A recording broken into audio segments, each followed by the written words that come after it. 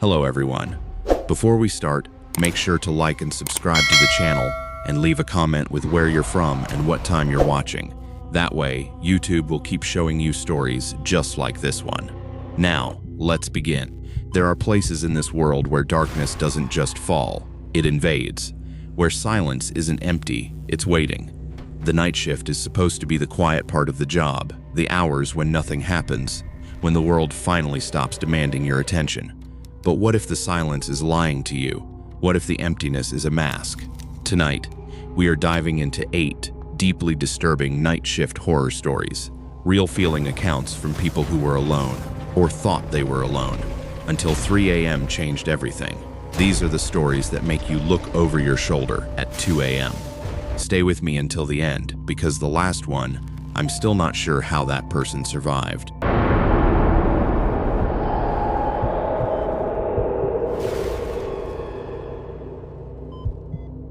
There's a particular kind of silence that settles over small Nebraska neighborhoods at night. The kind where you can hear a dog barking 3 blocks away or a garage door opening down the street. I'd been living in my house about 20 minutes outside Lincoln for 8 months, working from home as a freelance graphic designer, spending my days in the front office watching the predictable rhythm of suburban life unfold through my window like a clockwork performance I'd already memorized. The mailman at noon, kids getting off the school bus at 3:30, sprinklers turning on at dusk. Everything had its schedule, its pattern, its comfortable predictability. The house next door belonged to Walter Hutchinson, a man probably in his late 60s who existed more as a ghost than an actual neighbor. During my entire time living there, I'd spotted him maybe 3 times total, always at dawn, when he'd shuffle out to check his mail wearing this faded blue windbreaker with reflective strips that caught the streetlight just before sunrise. He moved like someone who didn't want to be noticed, quick and purposeful, never making eye contact or acknowledging anyone's existence. Neighbors who'd been on the street longer told me he'd lived alone since his wife passed in the early 2000s. Nobody thought much of it. Some people just keep to themselves. It was mid-February when I first noticed Walter's basement light clicking on in the middle of the night. My bedroom window faced his house, and around 2 or 3 in the morning, this harsh fluorescent glow would suddenly flood through my blinds, bright enough to wake me from deep sleep. Initially, I didn't think much of it. Insomnia hits everyone differently, and maybe the old bloke liked to tinker with projects when he couldn't sleep. But after a couple of weeks, something started bothering me about the whole situation. Walter's beat-up Ford truck hadn't moved from his driveway in what seemed like forever. Dead leaves had accumulated in thick drifts around the tires, and the windscreen was covered in that yellowish-green pollen that comes with early spring. His lawn had transformed into a jungle, the grass reaching almost knee-height, full of dandelions and wild growth that would have driven any self-respecting homeowner mad. The mailbox was stuffed to capacity with catalogs and envelopes scattered on the ground beneath it like nobody had touched them in weeks. What really got under my skin was the randomness of it all. Some nights the light would stay on for 4, maybe 5 hours straight, and I'd drift in and out of sleep with that glow bleeding through my window. Other nights, it would flicker on for just 10 or 15 minutes before plunging back into darkness. I started keeping a notebook by my bed, jotting down the times just to see if there was any logic to it. 2:47 a.m. on Monday, 3:15 a.m. on Tuesday, nothing Wednesday, then 1:23 a.m. on Friday, no pattern whatsoever.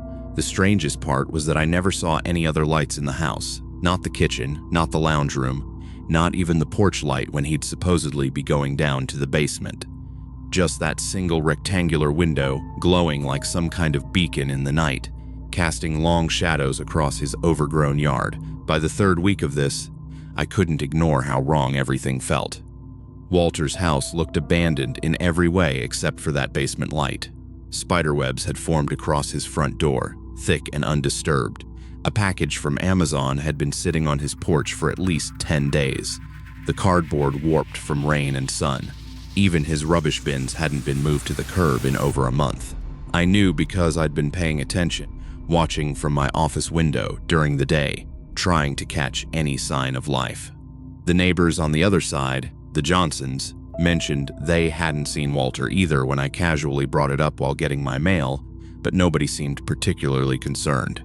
"He's always been odd," Mrs. Johnson said, shrugging like this was just Walter being Walter. "Keeps to himself. You know how some people are." That Friday night, I decided I'd had enough of the mystery. The light had been on since midnight, and by 2 in the morning, I was wide awake, staring at that glowing window from my bedroom. I threw on a hoodie and my old runners, the ones that didn't squeak, and stepped out into the cold February air. The neighborhood was dead quiet, except for the distant hum of the highway a few miles away. Walter's yard felt like stepping into a different world. The grass was so tall it soaked my jeans up to the knees with dew, and I had to push through it like I was wading through water.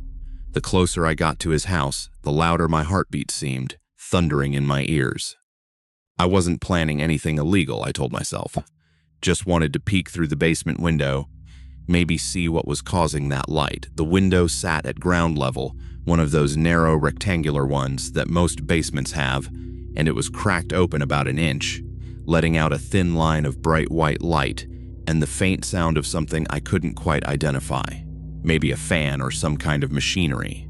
I crouched down next to the window, my knees sinking into the wet earth, and tried to angle myself to see inside without being too obvious.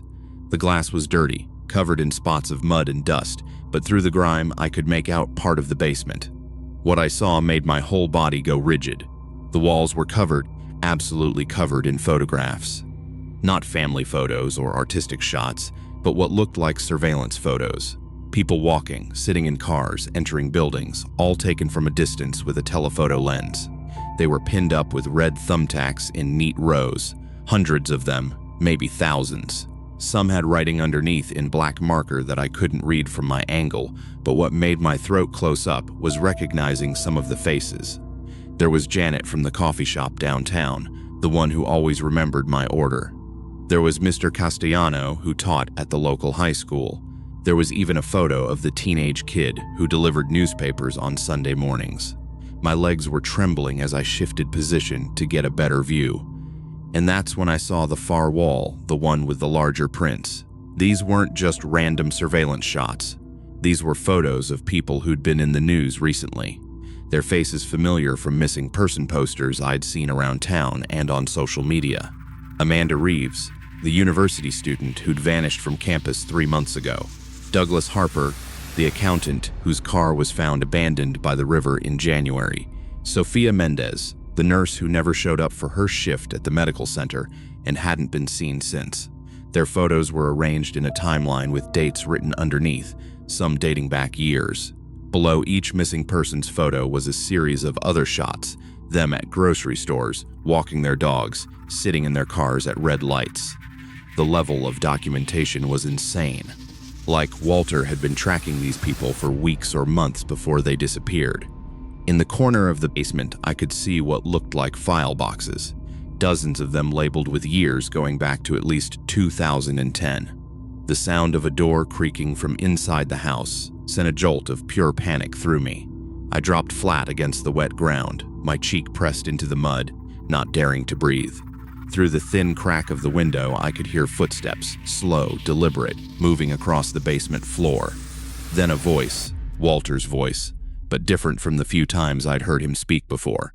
He was talking to someone, his tone conversational, almost cheerful. "You're being so quiet tonight." And there was something deeply wrong about the way he said it, like he was talking to a child or a pet. "That's okay. We have plenty of time. No one even knows you're here." The footsteps moved closer to the window, and I could see a shadow pass by. I pressed myself flatter against the ground, praying the tall grass would hide me. My phone was in my pocket, and I slowly reached for it, trying not to make any movement that might catch his attention through that cracked window.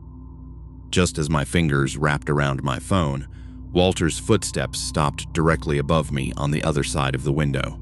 I could hear his breathing, raspy and uneven, like he'd been smoking for decades. "Did you hear that?" he said to whoever was in there with him. "Sounds like we might have a visitor." My entire body locked up, muscles so tense they hurt.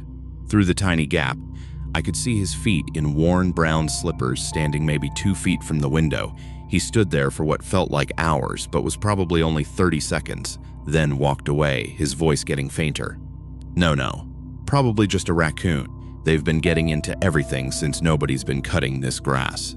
I waited until I couldn't hear him anymore, then slowly, painfully slowly, started crawling backward through the grass. Every movement felt like it took forever, every rustle of the grass sounding like an explosion in the quiet night. I made it back to the property line, then to my yard, my clothes soaked and covered in mud. Once inside my house, I locked every door, checked every window, and called 911 with shaking fingers. The dispatcher sounded skeptical at first. A concerned neighbor reporting suspicious activity isn't exactly high priority, but when I mentioned the missing person's photos, Amanda Reeves specifically, her tone changed completely. Officers are on their way. Stay in your home and keep your doors locked. Within 15 minutes, the street was flooded with police cars. No sirens, but lights flashing, reflecting off every house on the block. I watched from my window as they surrounded Walter's house, and then heard them through a megaphone asking him to come out. For 10 minutes, nothing happened. Then they broke down the door. The shouting that followed was intense but brief, and I saw them bring Walter out in handcuffs, his blue windbreaker still on, his face completely calm like he'd been expecting this. He looked directly at my window as they put him in the patrol car, and the expression on his face wasn't anger. It was disappointment, like I'd ruined something he'd been working on for a very long time. The next few hours were a blur of police interviews and evidence collection. They found Amanda Reeves in a soundproofed room Walter had built in a corner of the basement behind a false wall.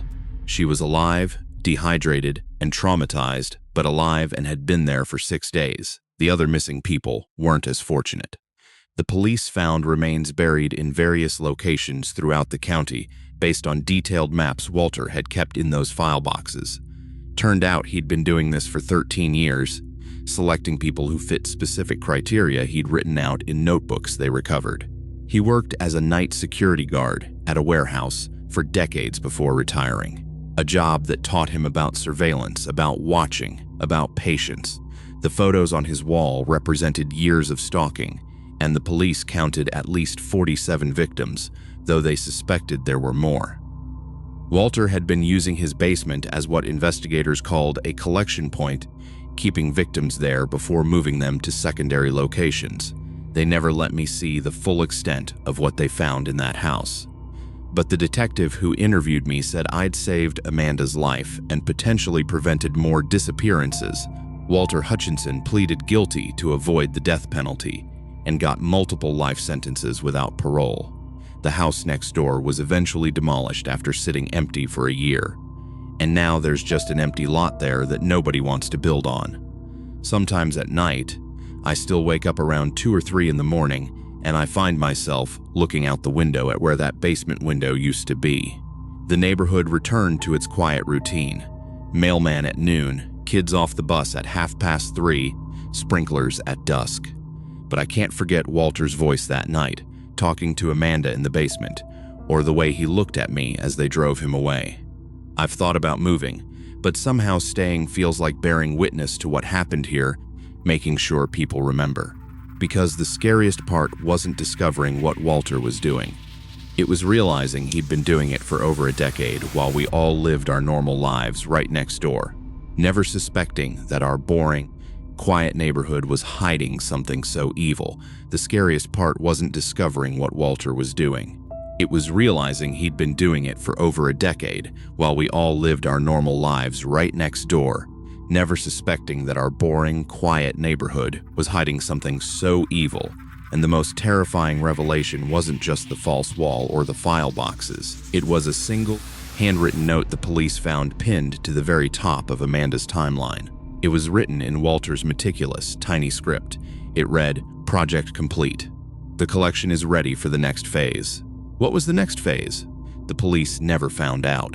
Walter refused to talk about it, taking the secret to his grave. But that note haunts me more than the photos ever could. It implies that the 47 victims were just the beginning, a warm-up act, a collection gathered for some larger, darker purpose that we might never fully understand. Sometimes, When I'm walking down the street and I see someone I don't recognize, I find myself wondering, are they just passing through, or are they being watched too? The detective told me they checked Walter's computer, his phone, everything. They found nothing about a next phase. But he was a man of habits, a man of deep, methodical routines.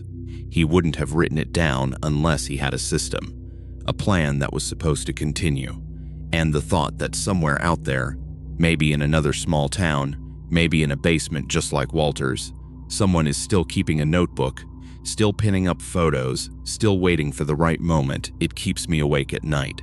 The worst part is, I know I'll never move away from this house. Because if I leave, who's going to watch the street? Who's going to notice if the lights turn on in the middle of the night? We think our neighbors are just odd. We think our towns are just quiet. But silence isn't always peace. Sometimes it's just the sound of something very old and very hungry waiting in the dark. That's the thing about small towns. You think you know everyone. You think you know where the bodies are buried. But some people are just better at hiding the dirt. Which brings me to the next story. A story about a house at the end of a gravel road, a single mother, and a knock on the door that should have never happened.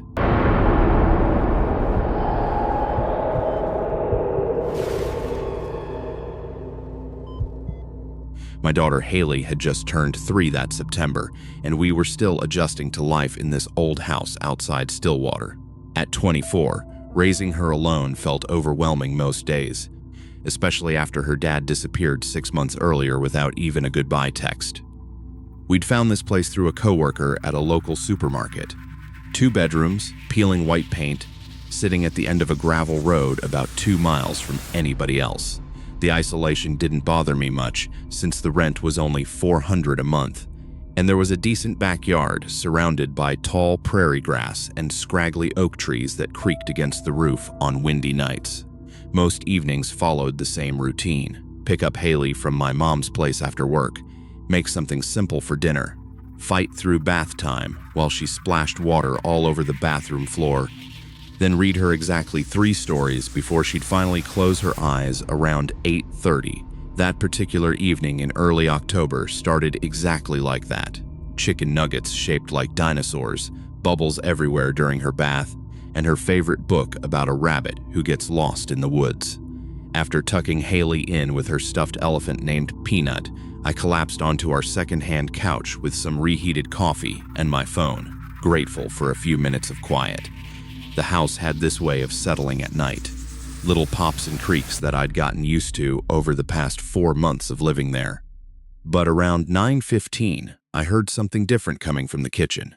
The back door handle was rattling, this metallic clicking sound that didn't match the usual house noises. That door was original to the house, probably from the 60s. Solid wood on the bottom with 9 small glass panes on top, the kind with frosted privacy glass that only showed shapes and shadows.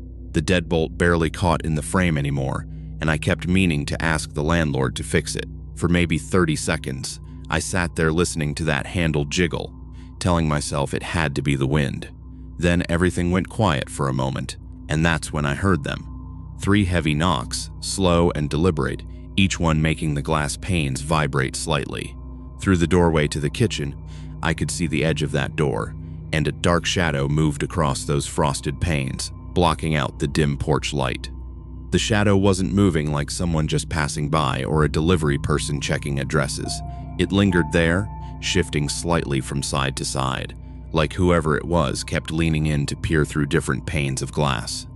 My first instinct was to call out and ask who was there, but something held me back. Maybe it was the deliberate way those knocks had sounded, or how late it was for anyone to be visiting. I slipped off the couch as quietly as I could, keeping my eyes on that doorway while I grabbed my phone from the coffee table. The kitchen light was off, which meant whoever was outside couldn't see in clearly, but it also meant I'd have to get closer to see anything more than that shadow. I crept toward the kitchen, staying close to the wall, my bare feet silent on the carpet and then the cold linoleum. When I reached the door frame, I pressed myself against it and slowly leaned around to get a better view.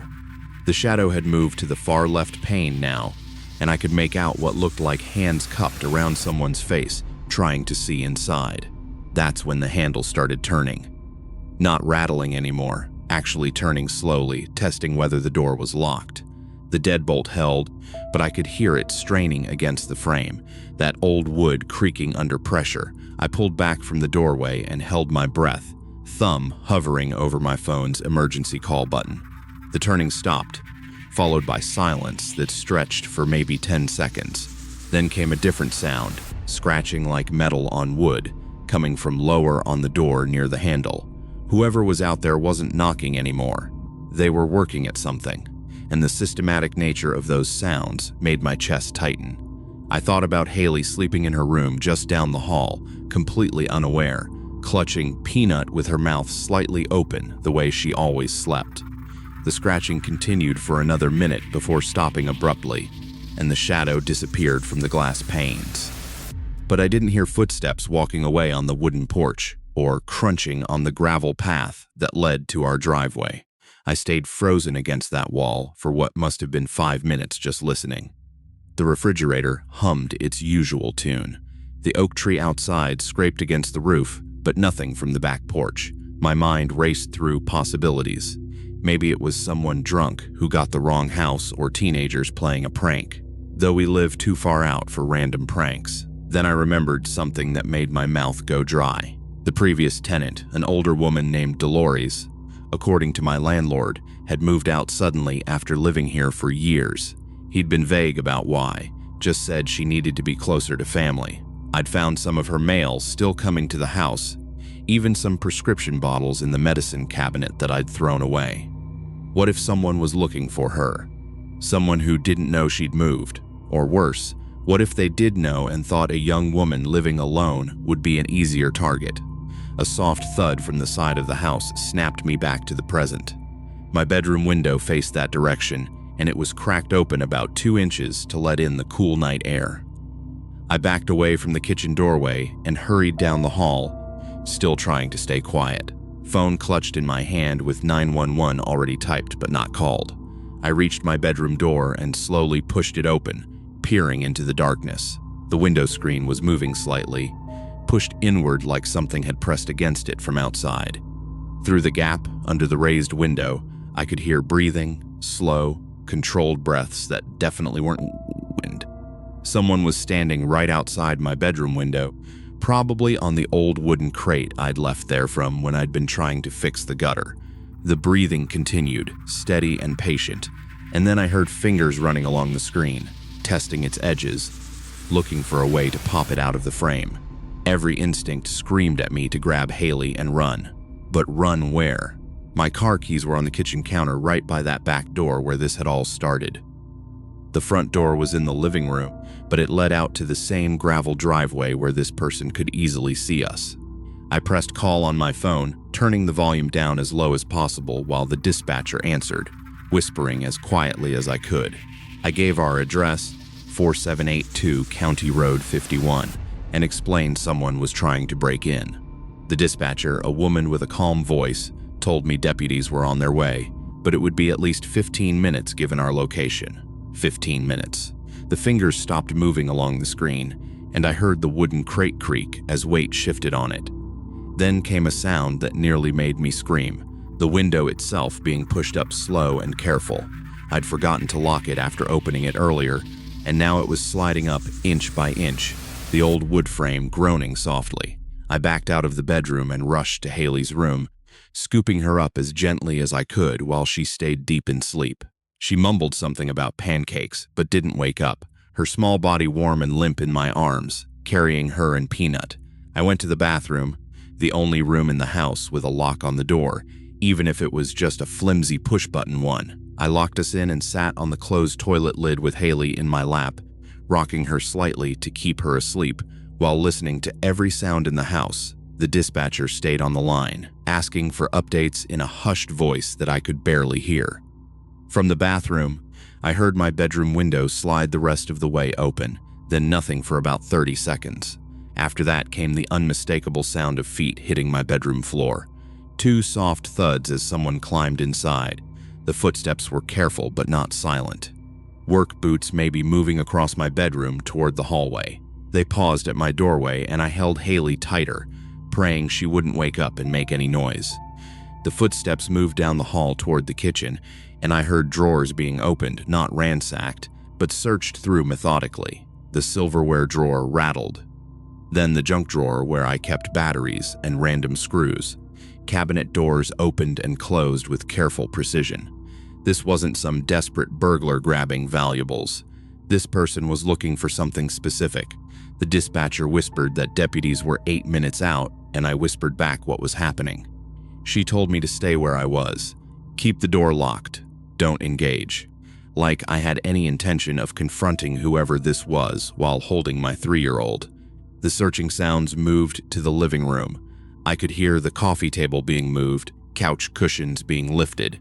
Then the footsteps came back down the hall slower this time and stopped right outside the bathroom door. The doorknob turned slightly, testing it, and found it locked. There was a long pause, maybe 20 seconds of absolute silence, except for my heart pounding so hard I was sure they could hear it through the door. Then came a voice, male, gravelly like someone who'd smoked for decades. "Dolores, I know you're in there. Just give me back what you took and I'll leave." Nobody needs to get hurt, the wrong name, the wrong person. But the threat was clear enough. I stayed silent, holding Haley against my chest, her breath warm on my neck. The dispatcher was saying something, but I couldn't focus on her words. The man spoke again louder. "Don't make this difficult. You've had 6 months to think about it. That money belongs to me, not you." He rattled the doorknob harder, and I heard him lean against the door, testing its strength. The bathroom door was hollow core, the kind you could probably punch through if you really wanted to. "I saw your car. I know you're home. And I know you've got someone in there with you. I heard you talking." My throat constricted as I realized he meant the dispatcher. He thought I was Dolores hiding in here with someone else, and nothing I could say would probably convince him otherwise without revealing that a young mother and toddler were actually behind this flimsy door. The doorknob rattled violently now, and I heard him throw his shoulder against the door. The frame shook, and I saw the lock button wiggle. Haley stirred in my arms, making a small whimpering sound, and I quickly started humming softly in her ear, the same tune I used when she had nightmares. The man must have heard something because he stopped. "You got a kid in there, Dolores? That's low, even for you. Using a kid as a shield." His voice had changed, uncertain now, maybe even confused. The dispatcher was saying the deputies were 3 minutes out, but 3 minutes felt like a lifetime. Outside the bathroom, I heard him pace a few steps, muttering something I couldn't make out.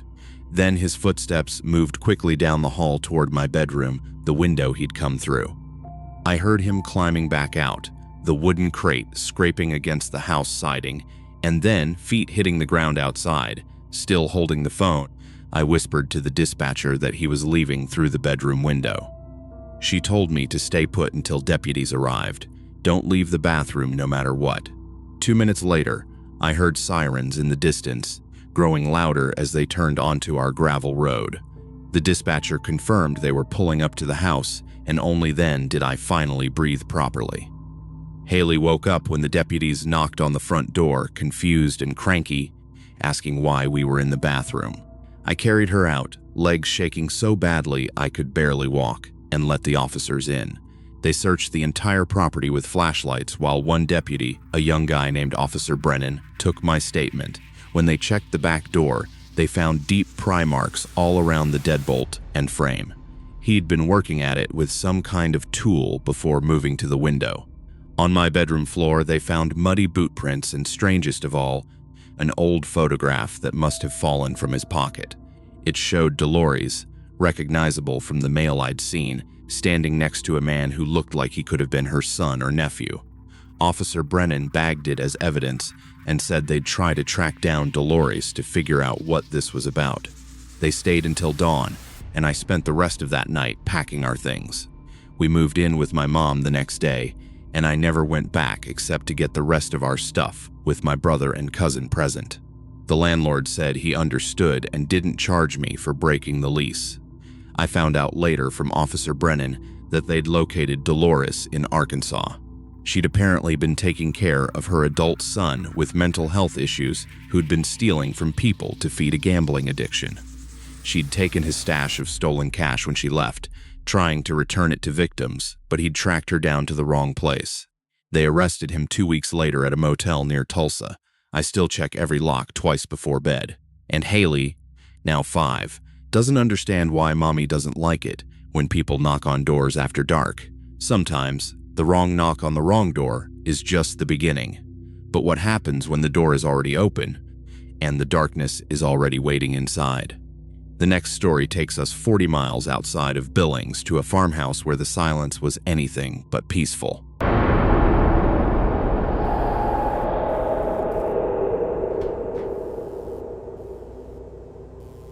The farmhouse sat 40 miles outside Billings, surrounded by wheat fields that rippled like water whenever the wind blew hard enough. My parents had moved to Phoenix for Dad's arthritis, but kept the property as a rental, and since it was between tenants that June, they offered it to me while I worked on my senior thesis. Montana State felt a million miles away out there, which was exactly what I needed after 3 years of dorm life and lecture halls. The isolation wrapped around me like a blanket those first few weeks. Just the creaking bones of that old house, the whisper of wheat stalks, and old Mr. Garrison's pickup truck rattling past once a day on the gravel road.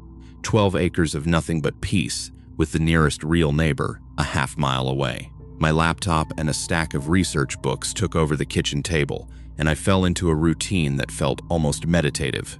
My old bedroom on the second floor faced the backyard, where this massive oak tree threw shadows across the walls at night, like long fingers reaching for something. The house had been built in the 50s, all hardwood floors that announced every step, and windows that rattled in their frames when storms rolled through. For 2 weeks, the days blurred together beautifully. Coffee from Mom's ancient percolator at 8, research and writing until my eyes burned. Then frozen dinners while trying to stream something on internet that barely functioned. By 11 each night, I'd crawl into bed, feeling accomplished and exhausted in the best way. But around the 3rd week of June, sleep started breaking apart. I'd snap awake at 2 o'clock, sometimes 3 in the morning, heart pounding like I'd been running, skin prickling with this electric feeling that made every shadow in the room seem important. Somehow, at first, I blamed the coffee, then the stress of my thesis deadline creeping closer. Maybe it was just the house settling in new ways or coyotes passing through the property.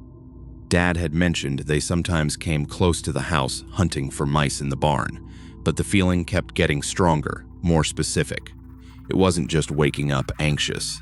It was waking up feeling observed, like when you sense someone reading over your shoulder at the library. The sensation always centered on my bedroom window, the one facing the backyard. During the day, that window was my favorite feature of the room, letting in morning light that made everything golden. But at night, with nothing but darkness pressing against the glass, it became something else entirely. I started leaving the curtains closed, telling myself it was to block the morning sun, not because of how exposed that rectangle of black glass made me feel. The 4th week brought a heat wave that turned the farmhouse into an oven. Even with every window open and 2 box fans running, the upstairs felt unbearable. On Wednesday night, I remember it was Wednesday because I'd driven to town that afternoon for groceries. I gave up trying to sleep around 1:30. My sheets were soaked with sweat, and that familiar prickle of anxiety was already crawling up my spine. I sat up, debating whether to grab my pillow and try sleeping on the couch downstairs, when I heard something that made me go completely still. Outside, maybe 20 feet from the house, came the distinct sound of a throat clearing. Not a cough exactly, but that deliberate noise someone makes when they want you to know they're there. The sound was so casual, so human, that for a second I thought maybe Mr. Garrison had come by, though I couldn't imagine why he'd be in my backyard at this hour. I crept to the window, staying low, and peeked through the gap where the curtain didn't quite meet the wall. The moon was nearly full that night, casting everything in this silver-blue light that made the yard look like an old photograph. The oak tree's shadow stretched across the grass, and beyond that, the wheat field began, stalks barely moving in the still air. Nothing seemed wrong at first glance. Then I saw him. A man stood at the edge of the property line, where the mowed grass met the wheat. He was facing my window, completely motionless, arms hanging loose at his sides. Even from the second floor, I could tell he was tall, maybe 6'3" or 6'4", wearing what looked like work clothes, jeans, and a light-colored shirt. His face was just a pale oval in the moonlight. But somehow I knew he was looking directly at me. Even though I was hidden behind the curtain, we stayed like that for what felt like hours, but was probably only 30 seconds. Me crouched by the window, him standing in my yard like he'd grown roots. Then he took a step forward, just one step, slow and deliberate, like he was testing something. My whole body locked up, this primal fear flooding through me that made thinking impossible. He took another step, then another, moving toward the house with this strange measured pace, like someone walking through water. When he reached the oak tree about 15 feet from the house, he stopped. His head tilted back slightly, and I realized he was looking up at my window more directly now. That's when I noticed the cigarette. The orange glow appeared suddenly as he took a drag, illuminating his face for just a second. I couldn't make out features clearly, but I saw enough. Hollow cheeks, deep-set eyes, and something wrong with his mouth. Like he was smiling, but only with one side of his face. He stood there smoking, never moving except to raise and lower the cigarette, keeping his eyes fixed on my window the entire time. My phone was on the nightstand just 5 feet away, but moving meant risking him seeing me. I tried to control my breathing, these shallow little gasps that made my chest ache while my mind raced through options. Call 911, run downstairs and lock myself in the bathroom, get to my car keys in the kitchen. Every plan seemed to end with me having to move to reveal that I was awake and watching him. The cigarette glowed brighter as he took a long drag, and then he did something that made bile rise in my throat. He waved, not a friendly wave, but this slow, deliberate movement of his hand back and forth like he was cleaning a window. The gesture was so wrong, so out of place in the middle of the night that I actually gasped out loud. His head snapped toward the sound immediately, that lopsided smile stretching wider. He knew exactly where I was. He'd known the whole time. The spell broke, and I scrambled backward, grabbing my phone and punching in 911 with fingers that wouldn't work right. The dispatcher's voice sounded impossibly calm as I whispered that someone was in my yard, that I needed help now, please. He's just standing there watching me. She kept asking questions. Was I safe? Was the house locked? Could I describe the person? While I crawled to the hallway, staying below the window line, through the thin walls, I heard something that made my situation so much worse. Footsteps on the wooden porch below, slow and heavy, testing each board like he was savoring the sound. The doorknob to the back door rattled once, twice, then stopped. I heard him walking around the house, pausing at each window, and I realized with sick certainty that I hadn't checked any of the locks before going to bed. The dispatcher was saying units were on their way, 15 minutes out, but 15 minutes felt like a lifetime when I could hear him trying the front door. Now, the knob turning easily in his hand. The door didn't open, though. By pure luck, I'd thrown the deadbolt after bringing in groceries that afternoon, something I rarely remembered to do. The doorknob stopped rattling, followed by silence so complete I could hear my own heartbeat in my ears. Then came a sound that turned my insides to water, the scrape of metal on metal. He was working on the lock, and from the purposeful rhythm of the sounds, he knew what he was doing. I pressed myself against the hallway wall, whispering to the dispatcher that he was trying to break in, that I needed to hide. She stayed on the line as I crept to my parents' bedroom, the only room with a lock on the door, my bare feet silent on the old floorboards I'd learned to navigate in darkness as a kid. Just as I reached for the doorknob, I heard the distinctive click of the deadbolt turning. The front door creaked open slowly, and heavy footsteps entered my house. He wasn't trying to be quiet anymore. The footsteps moved through the living room with confidence, pausing occasionally like he was examining things. I heard drawers opening in the kitchen, the refrigerator door, then the squeak of the stairs as he began climbing to the second floor. Each step was deliberate, taking his time, and between the footfalls, I could hear him breathing. This raspy, excited sound like he'd been running. The dispatcher kept telling me to stay calm, to lock the door. Help was coming, but her voice felt distant and useless. The footsteps reached the landing and turned toward my bedroom first. Through the thin door, I heard him enter my room, the bed creaking as he sat down, then stood again. He was looking for me, checking the closet. even looking under the bed from the sounds of it. Then his footsteps moved back to the hallway, and I watched the strip of light under the door as his shadow passed by, heading to the bathroom, then the guest room, systematically checking each space. Finally, his shadow stopped directly in front of my parents' bedroom door.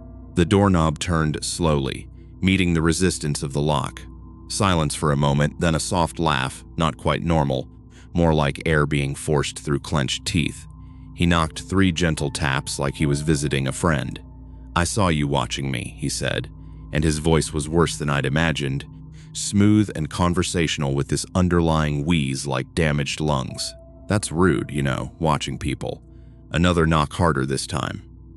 The dispatcher was practically shouting in my ear that units were 2 minutes out, but I couldn't respond, couldn't move, couldn't do anything but stare at that door handle as it jiggled violently. Then everything went quiet again.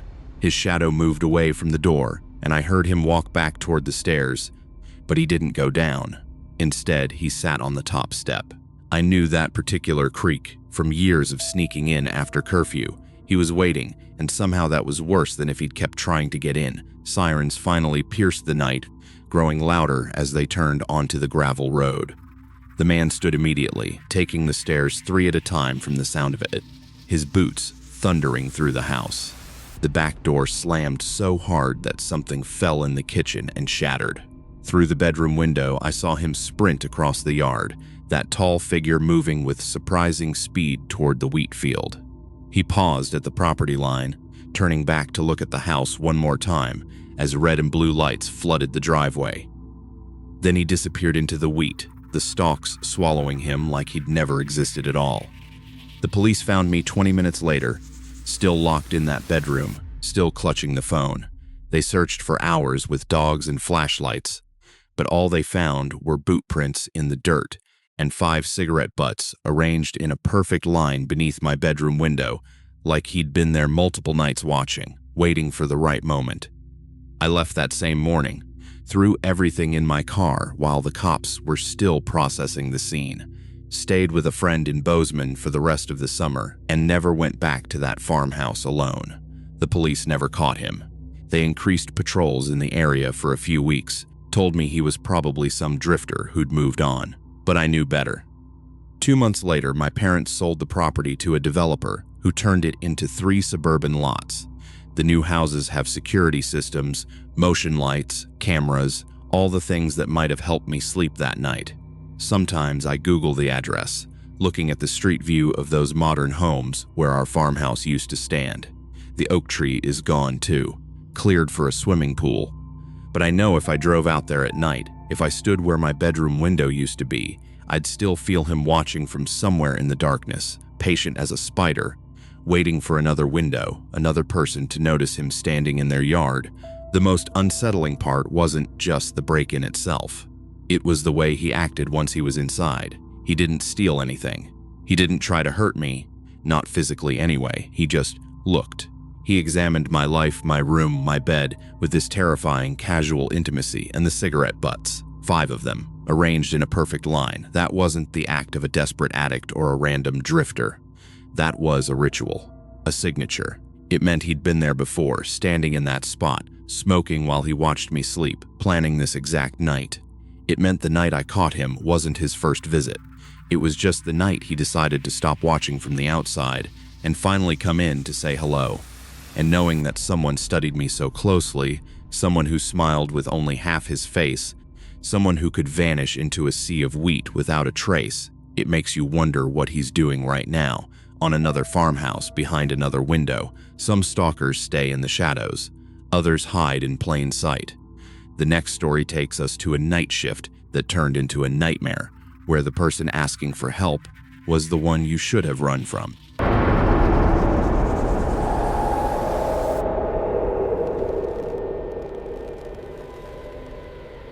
The Ford Ranger's engine knocked like it always did when I pushed past 50, reminding me why Frank kept nagging me to let him rebuild it at the shop.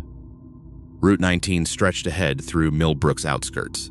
Nothing but darkness and the occasional reflective post marking where the asphalt met the drainage ditch. I'd just finished wrestling with Mrs. Crawford's Buick transmission for the past 6 hours. Grease still caked under my fingernails despite scrubbing them raw with that orange pumice soap. The radio crackled with static between stations. You could never get decent reception once you passed the Dawson farm. November nights in West Virginia had a particular weight to them. Cold seeping through the truck's worn weather stripping, making me crank the heater that only worked on the highest setting. My phone showed 11:07 p.m. on the cracked screen, and I was already planning which leftover to heat up first when the lights hit my mirrors, red and blue, alternating in that pattern that makes your chest tighten, even when you know you've done nothing wrong. The cruiser appeared out of nowhere. I hadn't seen headlights behind me for the last 10 miles. I eased off the gas and pulled onto the narrow shoulder where the field met the road, dry corn stubble on one side and thick woods on the other. Through the side mirror, I watched the Crown Victoria settle in behind me, its engine idling rough. Probably one of those old Interceptors the county bought at auction and never properly maintained. The spotlight snapped on, flooding everything in surgical white brightness that turned my cab into a fishbowl. I killed the engine and rolled down my window, cold air rushing in along with the sound of boots on gravel approaching from behind. The deputy who appeared at my window wasn't anyone I recognized, which was strange in a place where you knew every cop by their coffee order.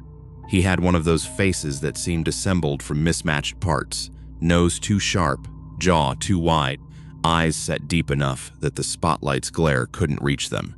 His uniform looked regulation except for how it hung on him like it belonged to someone else, someone bigger. The nameplate read Deputy Carlisle, but the letters seemed worn, hard to make out. He leaned down, bringing with him the smell of cigarettes and something else, something chemical like antifreeze or formaldehyde.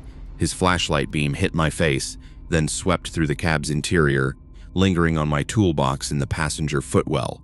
The work invoices scattered on the dash, finally settling on my hands, gripping the steering wheel.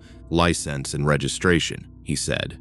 But his voice had this quality to it, like he was reading lines he'd memorized, but didn't quite understand. I reached for my wallet, moving slow and deliberate the way my dad taught me, announcing each movement. The deputy watched my hands with an intensity that made the hair on my neck prickle. He took the license, squinting at the plastic in his flashlight beam, then handed it back without a word. He didn't ask for the registration. He just stood there, the spotlight catching the edge of his jaw, staring at me with an unblinking focus that felt predatory. I cleared my throat. "Is there a problem, deputy?" He blinked slowly, a reptilian movement. "You were speeding." "I wasn't. I was doing 55 in a 55. The speed limit signs out here are faded," he said, his tone flat. I looked past him at his cruiser. No radar gun on the dash, no dashboard computer that I could see through the windshield. Just an old radio and a couple of empty coffee cups. "Where's your radar?" I asked, trying to keep my voice steady. He didn't answer. He just reached into his belt, his hand resting on the butt of his sidearm. My heart hammered against my ribs. I started reaching for my phone, the one mounted on the dash. "If you reach for that phone, I'll pull you out," he said, the words slurring slightly, like he was fighting an infection. The chemical smell coming off him was overpowering now, burning my eyes. That's not antifreeze. It was embalming fluid. The thought hit me with the force of a physical blow. I'd learned enough from working on old cars to know that smell, and the way his uniform hung on him. It wasn't his size. It was a corpse's clothes. I yanked the phone from the mount and hit the home screen. Before I could dial 911, his hand shot through the window impossibly fast and grabbed my wrist. His grip was freezing cold, rigid as iron. "You don't need that," he whispered. I screamed, a raw, tearing sound, and slammed my foot on the gas. The truck lurched forward, the sudden acceleration pulling his arm straight. He didn't let go. I was being dragged, my seatbelt locking against my chest as the truck accelerated. I looked in the side mirror. His feet were dragging on the gravel, kicking up sparks, but his face was a mask of serene, dead calm. I grabbed my tire iron from under the seat with my free hand and swung it backward with everything I had. It connected with his wrist with a sickening crunch. His fingers went slack, snapping back like dead vines, and I sped off into the night, leaving him standing on the shoulder of Route 19. I didn't stop until I hit the brightly lit parking lot of a 24-hour diner in Millbrook. I was shaking so hard I could barely unbuckle my seatbelt. I ran inside, screaming for the waitress to call the cops. When the local sheriff arrived, I was still hysterical, trying to explain about the dead deputy, the chemical smell, the crushing grip. The sheriff, a man I'd known since I was a kid, looked at me like I'd lost my mind. He radioed dispatch to check on Deputy Carlisle. There was no response. Then he checked the roster. There was no Deputy Carlisle in his department. There hadn't been for 3 years. I told him I'd hit him with a tire iron and he'd let go. The sheriff drove me back out to Route 19 to see if I could find the cruiser. We never found a Crown Victoria. We never found a body. But we did find tire tracks on the shoulder where I'd pulled over, and right next to them, a massive, bloody handprint on the gravel. The sheriff took the handprint samples back to the station. When the forensics came back 2 days later, the color drained from his face. The DNA wasn't from a living person. It was highly degraded, but it matched the dental records of a deputy who had been buried in the county cemetery for a decade. He died in a fiery crash on that exact stretch of Route 19.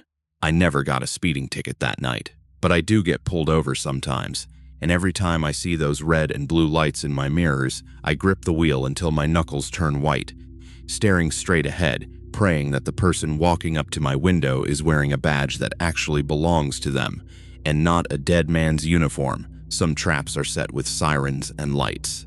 Others are built with plywood and a neighbor's secret. Our next story is about a shed that should have stayed locked.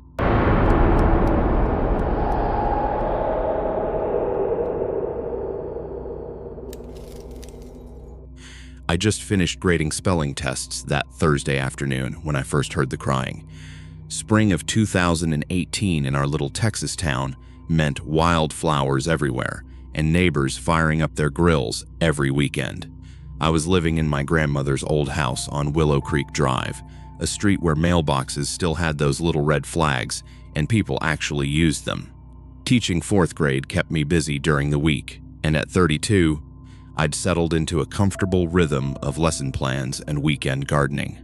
The house had been mine for 5 years by then, a 2-bedroom place with creaky floors and a kitchen window that looked directly into the backyard next door. My days followed a predictable pattern.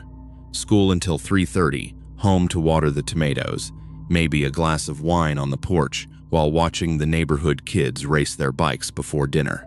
That particular April had been unseasonably warm. The kind of heat that made the asphalt shimmer by noon. Everything about my life felt steady and safe, wrapped in the familiar sounds of lawnmowers and screen doors slamming. The Thompsons had lived next door for as long as anyone could remember, but after old Mr. Thompson passed away from a heart attack, his son Bradley moved in alone. Bradley was 40-something, worked at the hardware store downtown, and kept to himself mostly. He'd wave when he saw you, but never stopped to chat like his father used to. The man had this peculiar habit of wearing long-sleeved flannel shirts, even when the temperature hit 90 degrees, and his truck always had mud on it, despite the fact we hadn't had rain in weeks. He'd installed one of those tall privacy fences between our properties about 6 months after moving in, saying something about wanting to keep his German Shepherd from bothering anyone. Thing is, I never once saw or heard that dog. What really struck me as odd was how he'd completely renovated the old garden shed in his backyard. I could hear power tools running for weeks, sometimes until 2 in the morning. When I asked him about it once while getting my mail, he just said he was turning it into a workshop for woodworking projects, then quickly went inside his house before I could respond. It was a Thursday evening around 6 o'clock when I first heard something that made me stop washing dishes and listen. Through my kitchen window, I could see Bradley's shed clearly painted dark green, with a small window covered by what looked like black plastic from the inside. The sound was faint, almost like a wounded animal, but there was something distinctly human about it. I turned off the faucet and stood there, soapy hands dripping, straining to hear better. The crying, because that's what it was, I realized, came in short bursts, muffled and desperate. My first thought was maybe Bradley had hurt himself working with his tools, but his truck wasn't even in the driveway. The sound stopped after a minute or so, and I convinced myself it must have been a cat. We had plenty of strays in the neighborhood, and they could make ungodly noises when they fought or got stuck somewhere. Still, something about the rhythm of those cries stuck with me. I dried my hands and went out to my backyard, pretending to check on my tomato plants while really trying to get a better angle on that shed. The next few days, I found myself listening more carefully whenever I was home. Friday passed without incident. But on Saturday morning, while I was spreading mulch in my flower beds, I heard it again. This time it was louder, more distinct, definitely human, definitely distressed. The shed was maybe 30 feet from where I knelt in the dirt, and those sounds were coming from inside it. Bradley's truck was in the driveway this time, and I could see him through his kitchen window, sitting at the table, drinking coffee like nothing was wrong. I walked to the edge of my property, right up to the tall wooden fence, and pressed my ear against the warm wood. "Please," a voice whispered from the other side, a woman's voice, ragged and exhausted. "Please help me." My knees nearly buckled. This was real. This was happening. And someone was being held prisoner 15 feet from where I ate breakfast every morning. I backed away from the fence, my heart pounding so hard I thought it might burst, and ran back inside to grab my phone.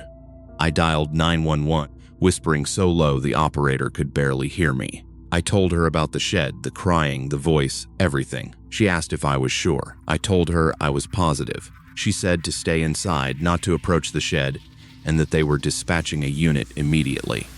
I locked my doors and waited, staring at the shed through the kitchen window, terrified that Bradley would look up and see me watching.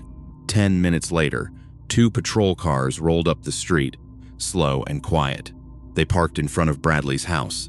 I watched from behind my curtains as 3 deputies approached the front door and knocked. Nothing happened. They knocked again, louder. Finally, Bradley opened the door. He looked confused, annoyed. The deputies talked to him for a while. He gestured toward the backyard, shaking his head. I saw him lead them around the side of the house, toward the shed. The deputies paused at the door. One of them reached for the handle. It was locked. They drew their weapons and shouted for Bradley to step back. Then they kicked the door in. The sound of the splintering wood echoed across the neighborhood. I waited, breathless, as the deputies disappeared inside the shed. A minute passed, then 2. Then one of them walked out, carrying a woman. She was pale, filthy, her wrists bound with heavy zip ties, and she was weeping silently. Bradley was shoved against the side of his house and handcuffed. The other deputies brought out a second woman, then a third. 3 women, caged in that garden shed. I threw up in my kitchen sink. When the deputies finally came over to talk to me, they thanked me for calling. They said the women had been missing for weeks, some from neighboring counties. Bradley had been a mechanic before he lost his job. He'd been using the shed to hold them. The lead detective asked me a lot of questions about what I'd heard, what I'd seen. I told him everything, but I couldn't shake the feeling of the woman's voice whispering through the fence. "Please help me. If I hadn't been outside spreading mulch that morning, if I hadn't pressed my ear to that wood, she might never have been found." Bradley was charged with multiple counts of kidnapping and assault. The trial lasted months. I had to testify. I had to look at him sitting at the defense table, his hands cuffed, his face blank and unreadable. He never showed a single shred of remorse. He was convicted and sentenced to life without parole. The women eventually got their lives back, or at least as much of them as they could salvage. But the trauma didn't leave them. I know it didn't. I see it in their eyes when the news covers the trial. I see it when one of them, the one who whispered through the fence, gives her statement to the press. The most haunting part of the whole ordeal wasn't just the rescue. It was what the investigators found inside that shed after Bradley was taken away. They didn't just find the women. They found a meticulously kept ledger. Bradley hadn't just been holding them, he'd been planning. The ledger contained names, dates, and detailed notes about the next people he intended to target. The first name on the list for the following month was mine. He'd been watching me. He'd known I was grading papers at night. He'd known I spent time in the garden. He'd just been waiting for the right moment to use the spare room he'd been secretly renovating in his basement. If that woman hadn't cried out that Saturday morning, if I hadn't been in the exact right spot to hear her, the timeline he'd written down would have played out. I wouldn't have been the neighbor who called the police. I would have been the next prisoner. The shed was torn down immediately, but the hole in the ground where the foundation was remains. Sometimes when I look out my kitchen window at that empty patch of dirt, I don't see a garden. I see a waiting room. And I know that somewhere someone else is making a list. Some monsters hide in sheds. Others hide behind the wheel of a car. The next story is about a drive down a lonely road where the passenger wasn't who you thought they were.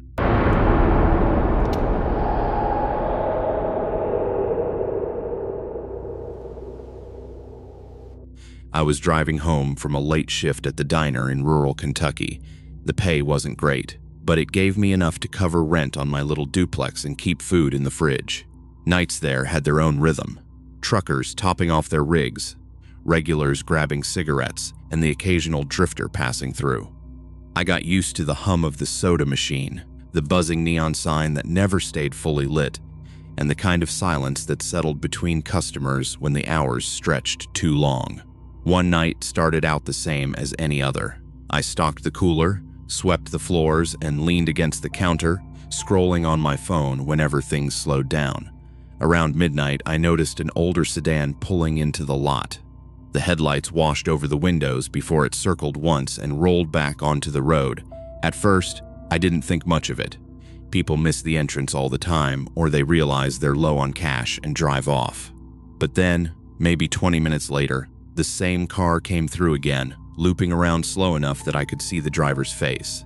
A man, middle-aged, unremarkable, staring straight at the diner's front door. He drove off again. This time, I felt a prickle of unease.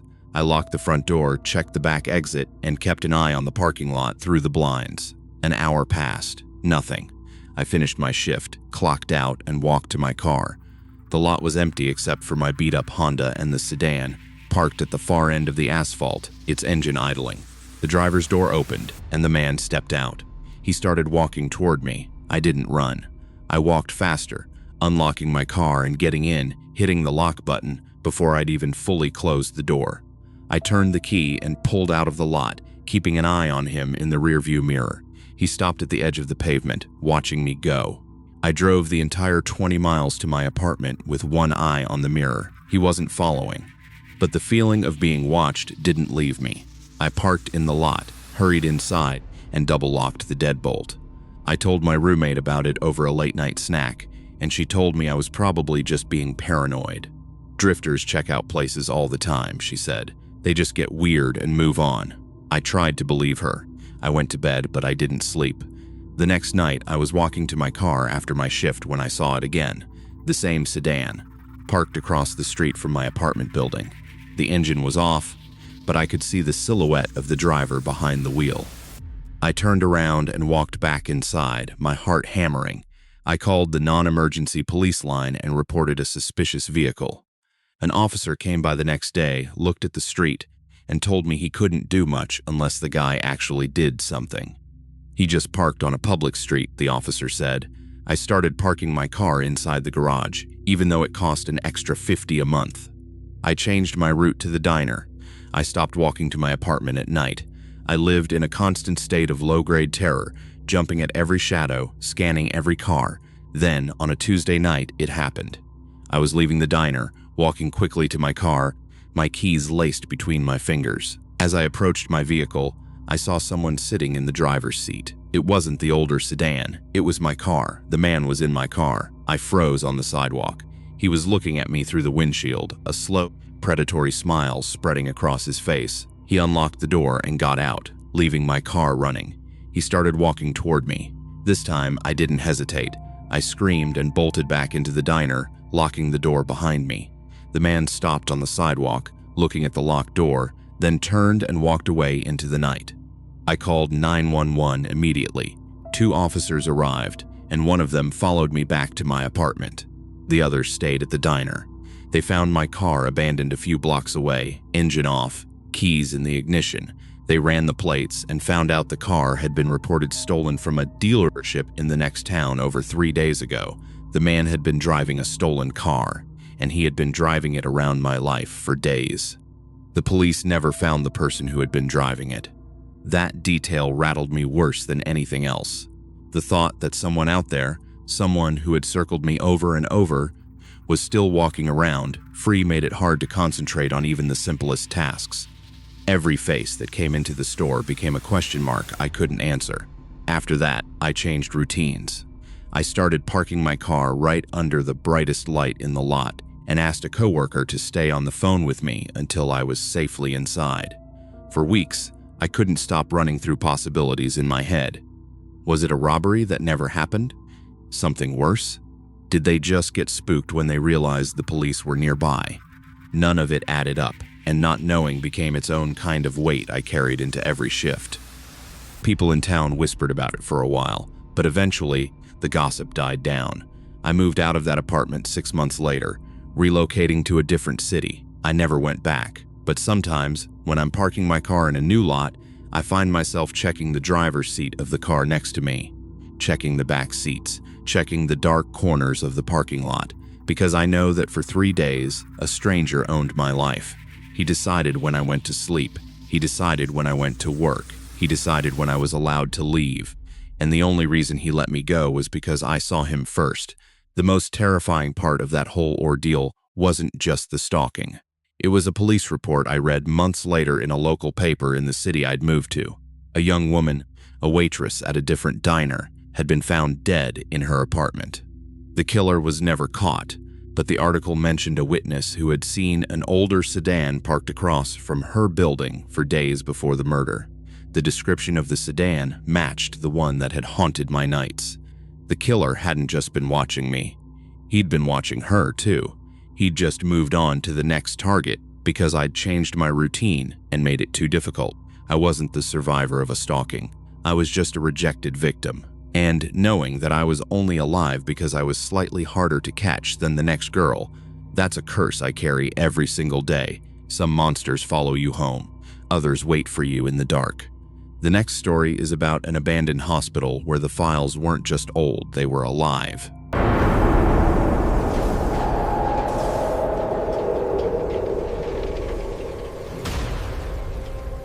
I remember feeling uneasy before we even stepped through the broken side door. The inside reeked of mold and something sharper. Maybe old chemicals soaked into the walls. Paint peeled in long strips, hanging down like dead skin. Every step echoed way too loudly, as if the place was hollow, amplifying even the smallest sound. We wandered through hallways lined with rusted gurneys, graffiti covering the tiles. My friends mostly stuck together on the main floor, but I wanted better shots, so I slipped away, creeping down a narrow stairwell into the basement. The air grew instantly colder. My flashlight beam cut through the thick dust, illuminating stacked crates and overturned medical carts. That's when I saw the metal filing cabinet. It was the only thing in the room that didn't look ruined. The drawers were tightly shut, labeled with faded numbers. I pulled the top one open. Inside were patient files, hundreds of them, stacked in neat rows. I pulled one out, blowing off the dust. The name was unfamiliar, but the photo stapled to the top was a black and white portrait from the 40s. I opened it. The medical history was mostly standard, but at the bottom of the page, there was a date of death, November 12th, 1954. I shoved it back and pulled out another. Different name, different photo. The death date was identical, November 12th, 1954. I pulled out a third and a fourth. I remember my friends laughing faintly upstairs, their voices bouncing through the pipes. But down there it sounded warped, distant. I pulled open the second drawer, more files, more faces, and every single one of them bore the exact same death date. It didn't make sense. Different years, different circumstances, but the identical date repeated over and over. The hairs on my arm stood straight as I tried to convince myself it was some clerical error. Maybe a lazy administrator reusing a stamp. Still, the thought of it lingered in my head like a riddle I wasn't supposed to solve. I pulled out the last file in the drawer. This one felt different. The paper was heavier, almost parchment-like. The photo was color, faded to a sickly yellow. The face was recognizable. It was me. Not exactly me, maybe my grandfather, but the resemblance was uncanny. The date of death was blank. The hairs on the back of my neck rose and a sudden, sharp chill ran down my spine. I dropped the file and stumbled backward, my flashlight beam swinging wildly across the room. That's when I saw the shadows. They weren't moving with me. They were standing in the corners of the room, tall and thin, completely still. I didn't scream. I couldn't. I just turned and ran, my boots slamming against the concrete floor, taking the stairs 2 at a time. I burst onto the main floor, nearly colliding with my friends. "What's wrong?" one of them asked, laughing. I didn't answer. I just grabbed their arms and dragged them out of the hospital, my breath coming in ragged gasps. We piled into my old sedan and I tossed my camera bag onto the passenger seat, glancing back once at the hospital. For a moment, I swear I saw a light flicker in one of the basement windows, even though there hadn't been power there in decades. That night, after dropping everyone off, I parked outside my house and sat in the driveway scrolling through the footage. The camera had captured everything: the graffiti, the dripping pipes, and finally those patient files. Watching it back made the whole thing feel worse, like the basement had swallowed sound differently than I remembered. I left the bag locked inside the car, figuring I'd edit the clips the next day. When I came out the following morning, the driver's side door was cracked open. My wallet was still there, my backpack untouched. The only thing missing was the camera. I tore the car apart, searching every corner, thinking maybe I'd misplaced it or left it with one of my friends. But the bag was right where I'd left it. Only the camera was gone. No shattered glass, no sign of forced entry. Almost like whoever took it knew exactly what they were looking for. My neighbors didn't report seeing anything, and none of the other cars on the street had been touched. Out of options, I went to the police station and filed a report. The officer behind the desk took my statement with the kind of bored indifference reserved for minor thefts. He asked if I'd left the car unlocked. I said yes. He said that was my own fault and told me to get a steering wheel lock. I walked out feeling a mix of anger and deep, unsettled dread. It wasn't just the camera. It was the feeling that someone had been watching me, waiting for me to leave that bag in the car, waiting for me to look away. A couple of days later, I worked up the courage to open the folder one last time. The details blurred together, hard to read through the water stains, but the death date was still clear. That's when I noticed something I'd missed. The signature at the bottom wasn't from a doctor or nurse, but from someone listed simply as attending. No name, no credentials, just that word repeated on every file. I shoved the folder back into my drawer, and to this day, I haven't looked at it again. I never got the camera back. I reported the theft, but the police shrugged, said it was probably kids or someone looking to pawn electronics. But I know better. Someone broke into my car, skipped over cash and personal stuff, and took only the one thing holding proof of what I'd found. I can't prove it, but part of me is convinced that whatever secrets were buried in that hospital are meant to stay buried.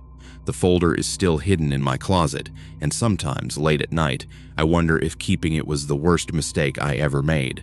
The worst mistake wasn't just keeping the folder. It was noticing the one detail I'd completely overlooked in my panic. The folder I had grabbed, the one with the photo that looked like me. When I finally looked at it again, the date of death wasn't blank. It had been filled in my own handwriting. The date was tomorrow. I haven't slept since. I haven't left my house. I just sit here, staring at the folder, waiting for the attending to show up. And the scariest part is, I think I hear footsteps in the hallway audio cue, a sharp, metallic scrape fading into the sound of a distant, howling dog. Sometimes the files aren't just old. Sometimes they're waiting for you. The next story is about a night shift where the stranger asking for help was the one you should have run from.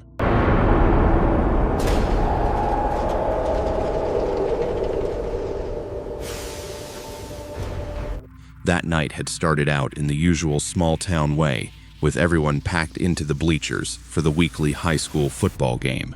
My girlfriend Emily and I weren't even that into football, but in our town, it was basically the only real entertainment on a Friday. I remember the sharp chill in the air when we left the field, the smell of concession stand popcorn still clinging to our jackets. We decided to take the long way home, the quieter county road that cut through farmland and patches of pine. It was late enough that traffic had thinned out, and the road felt like it belonged to us alone. I was behind the wheel of my old Chevy sedan, the heater humming against the cold. Emily sat next to me, scrolling through her phone, the blue glow lighting up her face. We had the radio low, just background noise, some old country station that never came in clearly. The stretch we were on was dark. No street lights, just the beams of our headlights carving a tunnel through the night. Every now and then, we'd pass a mailbox leaning toward the ditch or a barn set way back from the road. But otherwise, it was empty space and shadows. About halfway down that stretch, I noticed movement ahead. At first, I thought it was a deer on the shoulder, so I slowed just a little. Then the figure stepped forward, illuminated in the glare of my headlights. It was a man standing by the ditch with one arm raised high, waving as if to flag us down. His clothes looked rough, layers of flannel and a dark jacket, and his posture was strange, too stiff, like he'd been waiting there. Emily leaned forward, squinting, and muttered, "Do you see that?" I eased off the gas, not stopping, but letting the car slow enough to take a better look. The man didn't stumble or look injured, which struck me as odd. He was deliberate, standing like someone who knew exactly what he was doing. When our car drew closer, he suddenly broke into a sprint straight toward us, his arm no longer raised in distress.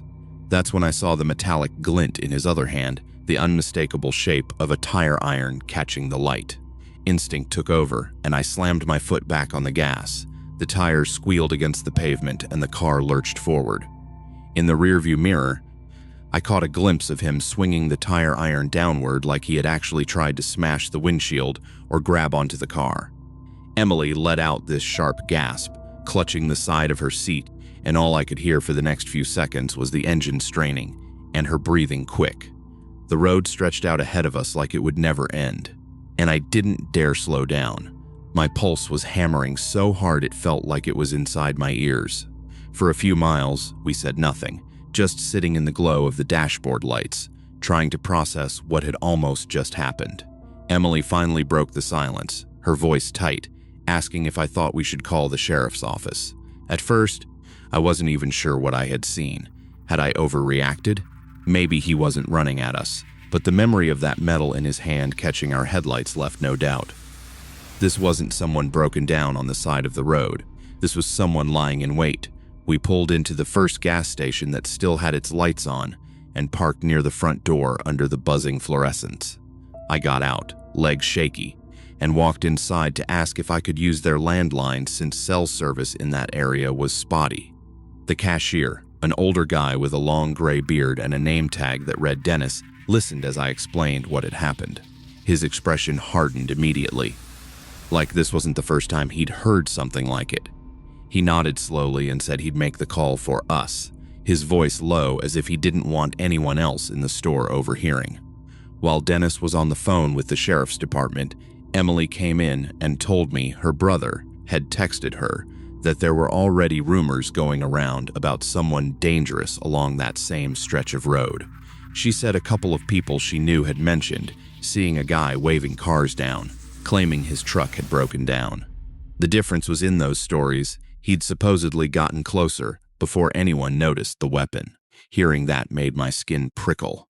This wasn't a one-time thing we'd stumbled into by bad luck. It felt more like we had brushed right up against something planned, rehearsed, and escalating. Not long after, a deputy pulled up outside the station and came in to talk to us. His uniform was wrinkled like he'd been called in from home, but he carried himself with the kind of seriousness that told me he already knew the situation. He asked for every detail: what the man looked like, what he was wearing, which direction he'd come from. When I mentioned the tire iron, the deputy's jaw tightened, and he told us we weren't the only ones who had called that night. A few other drivers had nearly been ambushed along that same road, each describing the same man with the same weapon. The deputy walked us back out to my car and inspected the windshield and hood with his flashlight, almost like he expected to find dents. Seeing the light sweep over the chipped paint and the dust clinging to the bumper made me realize how close it had been. Emily stayed quiet, her arms folded tight, watching the deputy as though he might have answers we didn't. Before letting us go, he warned us to avoid that stretch of road for the time being. He didn't sugarcoat it. This guy's looking for victims, not help. When we finally got home, the adrenaline wore off and the whole thing settled on me like a weight.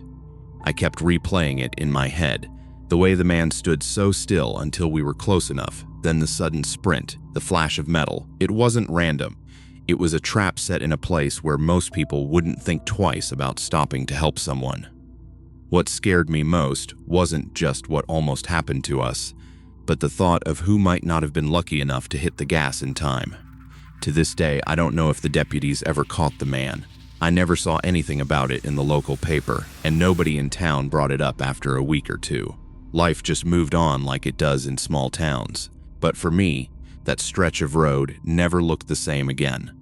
Even now, when I pass by an empty shoulder at night, my foot hovers over the accelerator, and I catch myself scanning the darkness for movement, half expecting someone to step out of the ditch, waving me down with one hand and hiding something dangerous in the other.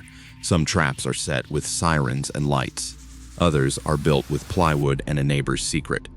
Our next story is about a highway predator who thought he was the hunter, but ended up being the prey.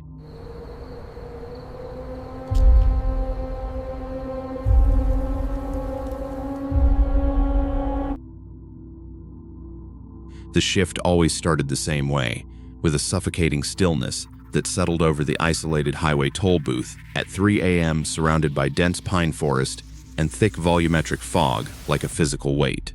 You know that specific brand of silence, the kind where the outside world feels thousands of miles away, and every minor mechanical hum, every distant creak of settling architecture is magnified 100-fold in your mind. It was a Tuesday night, exactly 3:15 a.m., the dead center of the graveyard shift. The environment was supposed to be completely secure, locked down against the outside world. I was sitting at my station, going through the routine log sheets, monitoring the digital feeds that hummed with a steady, hypnotic rhythm. Everything was operating within normal parameters. The system was green, the perimeters were unbroken, and my mind was lulled into that familiar, weary complacency that comes with working hours when time itself feels suspended. 4 hours. The only companion was the ticking of the clock and the faint rhythmic pulse of the equipment.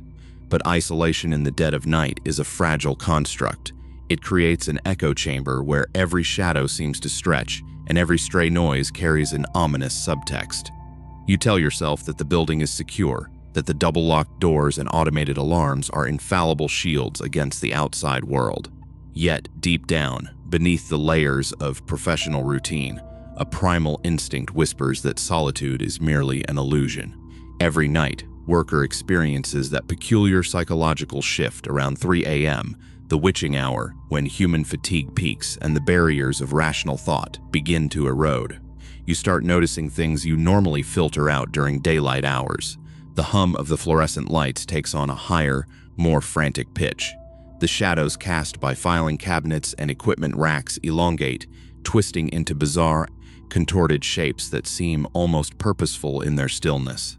You catch yourself glancing over your shoulder, not because you heard something definitive, but because the silence itself has become oppressive, heavy with the weight of unseen observers.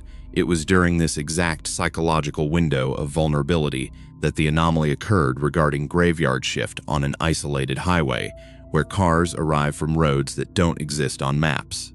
It began with a subtle shift in the ambient environment, a sudden, sharp drop in temperature that turned my warm exhales into visible plumes of mist inside the climate-controlled room. The digital monitoring equipment flickered once, twice, and then flatlined into a low, buzzing static. Before I could reach for the master console, a sound broke the silence. It wasn't the wind, it wasn't the settling pipes, it was an arrival. Out in the pitch-black exterior, illuminated only by the harsh, flickering amber glow of the overhead lamps, something presented itself, a presence that defied every rule of logic, geography, and physics. A vehicle arriving from a road that didn't exist on any map, a transmission bleeding through an emergency channel that had been dead for decades, or a visitor standing motionless in the dark whose very presence radiated an overwhelming, suffocating malice. At first, your human mind frantically rejects the horror. You tell yourself it is pure exhaustion, the hallucination of a tired brain staring too long at glowing screens in an empty room. You rub your burning eyes, you take a slow, deliberate breath, and you force yourself to look again. But the bone-deep chill flooding your veins tells you the undeniable truth. The silence was lying to you all along. I stood up slowly from my chair, my boots scraping against the floor with a sound that felt deafeningly loud in the enclosed space. Every instinct wired into human survival screamed at me to turn off the lights, lock the inner security door, and hide beneath the desk. Yet, an agonizing magnetic pull forced my eyes toward the glass or the dark corridor ahead. The details outside were terrifyingly sharp, yet utterly wrong. The proportions were distorted, the lighting cast unnatural shadows that fell in the wrong direction, and the air carried a heavy, cloying scent of metallic ozone and damp, ancient earth, the unmistakable smell of a tomb that had been sealed for centuries. The entity or object in question was no longer a distant silhouette. It was pressing directly against the threshold of my workspace. Through the reinforced glass or the open doorway, I could see the impossible reality unfolding before me. The license plates on the vehicle were rusted iron stamped with unintelligible symbols. The radio speakers were screeching with a frequency that made my teeth ache and blood trickle from my nose. Or the customer standing at the counter had a mirror reflection that remained frozen in stone while its physical body moved with predatory intent. Every movement it made was agonizingly fluid, devoid of normal human hesitation. In moments like that, time fractures. Seconds stretch into eternity as your brain desperately searches through its catalog of rational explanations, trying to force an impossible phenomenon into a familiar box. Is it a prank? Is it a transient taking shelter from the storm? But no prankster carries an aura of such absolute suffocating dread. No normal human being causes the air around them to freeze instantly, coating surfaces in a layer of jagged frost. The sheer wrongness of the entity radiated outward in palpable waves, making the hair on my arms stand on end and turning my breath into ragged, shallow gasps. I reached for the emergency communication radio or the master alarm switch, my fingers trembling so violently that I dropped the equipment twice before gripping it. I pressed the call button, desperate for someone, anyone, to answer from dispatch, to tell me I wasn't losing my mind. But the speaker emitted only a high-pitched, mocking whine that morphed slowly into the sound of heavy, ragged breathing. Not coming from the radio speaker, coming from right outside the thin glass door directly behind my left shoulder. The realization hit me with the crushing force of a physical blow. Whatever had triggered the perimeter sensors wasn't trying to break in from the outside. It had already bypassed the locks hours ago, and it had been standing quietly in the dark room with me the entire time. I didn't turn around. I couldn't. My muscles were locked in a paralyzing grip of pure primal terror as the heavy breathing drew closer, brushing against the nape of my neck like a plume of freezing graveyard air. The overhead lights flared with a blinding, electrical intensity, buzzing at a frequency that rattled the window panes before cutting out entirely, plunging the entire facility into absolute pitch-black darkness. In that sudden void, the only illumination came from the erratic, dying sparks of the control console. In that brief, strobing flash of light, I saw it standing over me, an elongated, towering silhouette with featureless skin and hollow, light-devouring sockets where eyes should have been.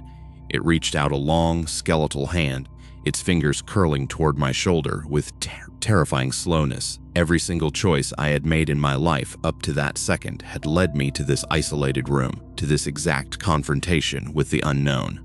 There was no escape through the locked doors, no rescue incoming from emergency services, and no rational awakening from this nightmare. I was entirely alone at the edge of the abyss. I bolted. I threw myself sideways, crashing over the desk and sprinting blindly into the pitch-black corridors, my boots pounding against the concrete as the thing pursued me with effortless, gliding strides that echoed like thunder through the empty building. I could hear its inhuman footsteps sliding across the floor directly behind me, accompanied by a wet, clicking respiration that chilled me to the marrow. I reached the emergency exit, slammed my weight against the crash bar, and burst out into the cool, silent night air of the parking lot, gasping for oxygen as the heavy steel door slammed shut behind me with a thunderous finality. Have you ever felt the absolute certainty that something was waiting for you in the dark? It is that exact sensation, the unyielding whisper that even when you reach safety, the night shift never truly ends, and the entity is simply waiting for you to return tomorrow. For more stories like this, subscribe, because the next story from the dark is even more disturbing.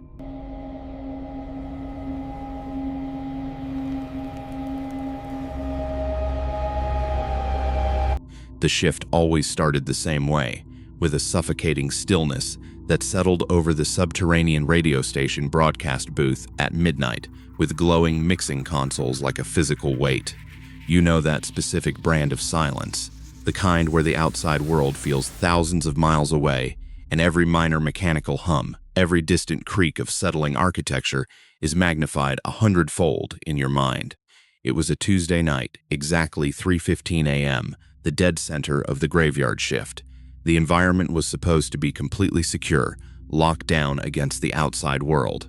I was sitting at my station, going through the routine log sheet, monitoring the digital feeds that hummed with a steady, hypnotic rhythm. Everything was operating within normal parameters. The system was green, the perimeters were unbroken, and my mind was lulled into that familiar, weary complacency that comes with working hours when time itself feels suspended. For hours, the only companion was the ticking of the clock and the faint, rhythmic pulse of the equipment. But isolation in the dead of night is a fragile construct. It creates an echo chamber where every shadow seems to stretch and every stray noise carries an ominous subtext. You tell yourself that the building is secure, that the double-locked doors and automated alarms are infallible shields against the outside world. Yet, deep down beneath the layers of professional routine, a primal instinct whispers that solitude is merely an illusion. Every night worker experiences that peculiar psychological shift around 3 a.m., the witching hour when human fatigue peaks and the barriers of rational thought begin to erode. You start noticing things you normally filter out during daylight hours. The hum of the fluorescent lights takes on a higher, more frantic pitch. The shadows cast by filing cabinets and equipment racks elongate, twisting into bizarre, contorted shapes that seem almost purposeful in their stillness. You catch yourself glancing over your shoulder, not because you heard something definitive, but because the silence itself has become oppressive, heavy with the weight of unseen observers. It was during this exact psychological window of vulnerability that the anomaly occurred regarding broadcasting static from an empty studio, while someone whispers on the emergency mic. It began with a subtle shift in the ambient environment, a sudden, sharp drop in temperature that turned my warm exhales into visible plumes of mist inside the climate-controlled room. The digital monitoring equipment flickered once, twice, and then flatlined into a low, buzzing static. Before I could reach for the master console, a sound broke the silence. It wasn't the wind, it wasn't the settling pipes, it was an arrival. Out in the pitch-black exterior, illuminated only by the harsh, flickering amber glow of the overhead lamps, something presented itself. A presence that defied every rule of logic, geography, and physics. A vehicle arriving from a road that didn't exist on any map. A transmission bleeding through an emergency channel that had been dead for decades.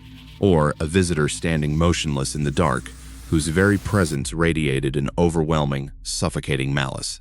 At first, your human mind frantically rejects the horror. You tell yourself it is pure exhaustion, the hallucination of a tired brain staring too long at glowing screens in an empty room. You rub your burning eyes, you take a slow, deliberate breath, and you force yourself to look again. But the bone-deep chill flooding your veins tells you the undeniable truth. The silence was lying to you all along.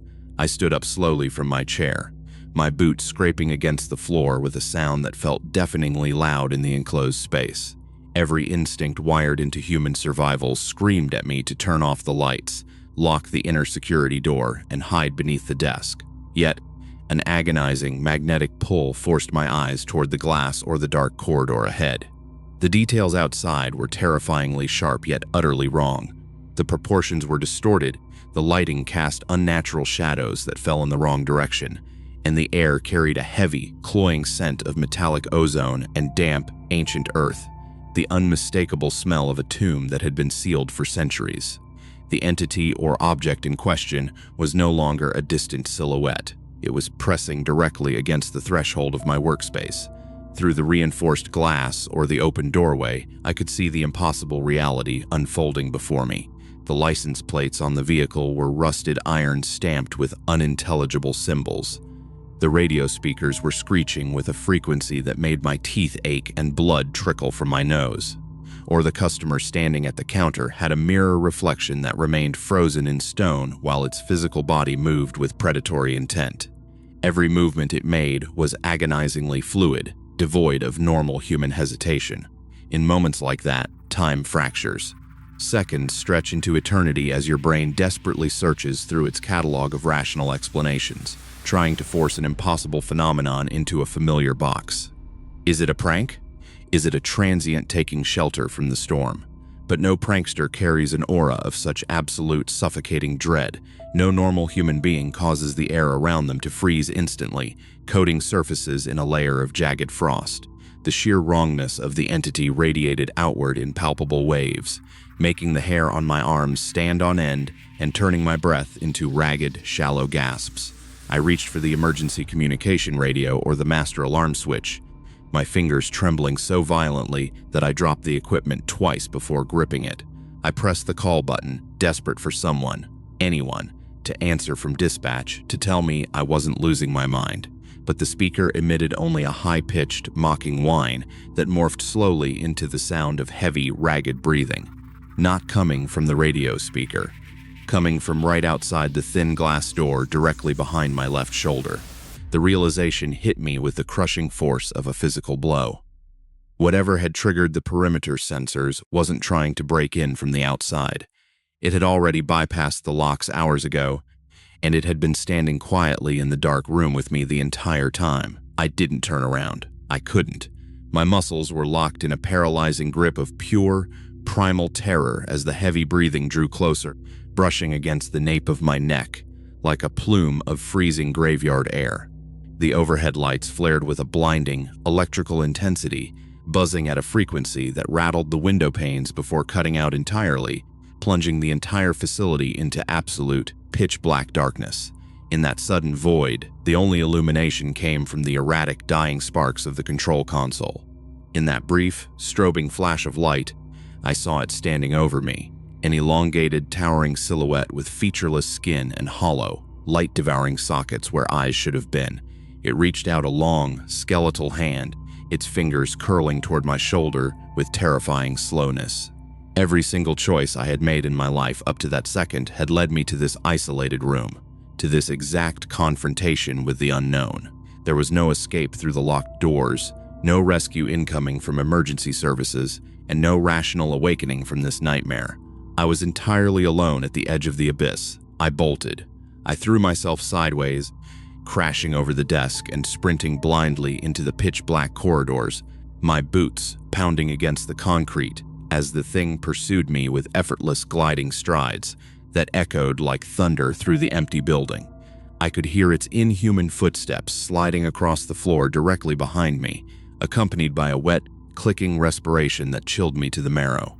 I reached the emergency exit, slammed my weight against the crash bar, and burst out into the cool, silent night air of the parking lot, gasping for oxygen as the heavy steel door slammed shut behind me with a thunderous finality. Have you ever felt the absolute certainty that something was waiting for you in the dark? It is that exact sensation, the unyielding whisper that even when you reach safety, the night shift never truly ends, and the entity is simply waiting for you to return tomorrow. For more stories like this, subscribe, because the next story from the dark is even more disturbing.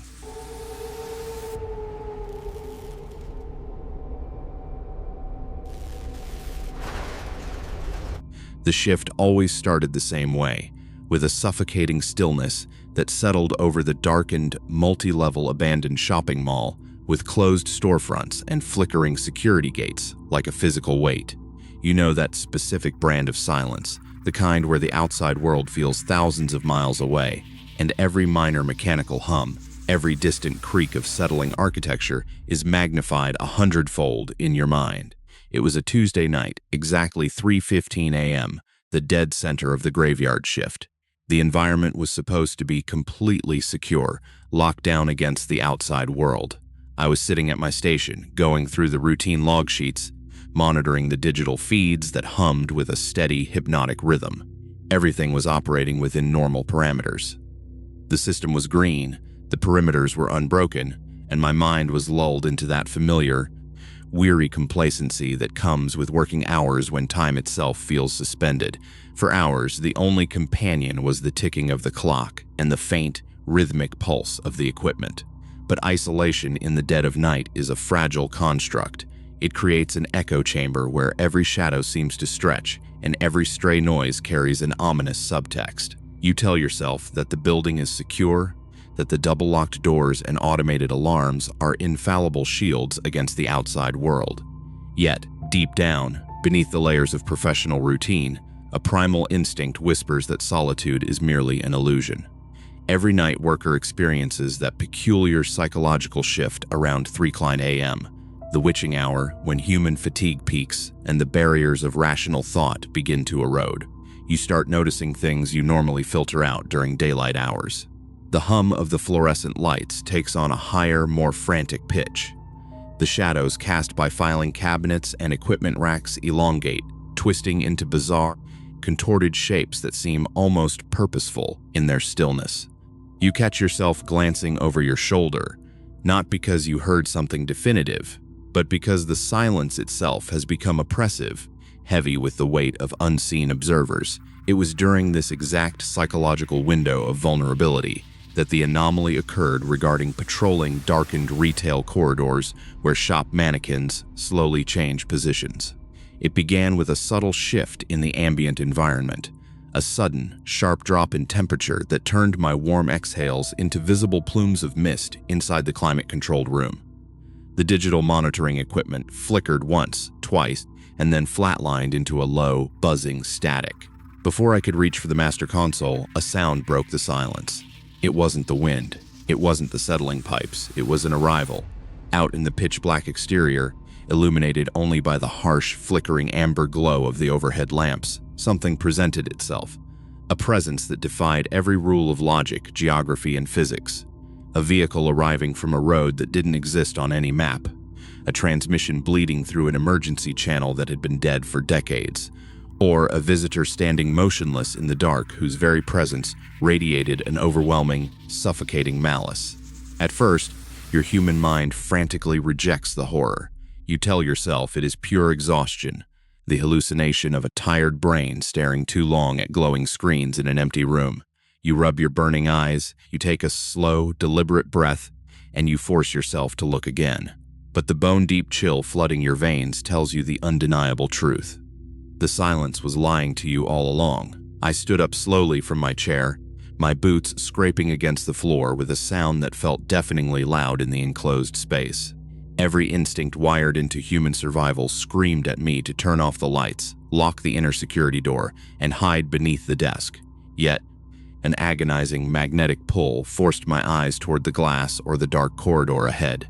The details outside were terrifyingly sharp yet utterly wrong.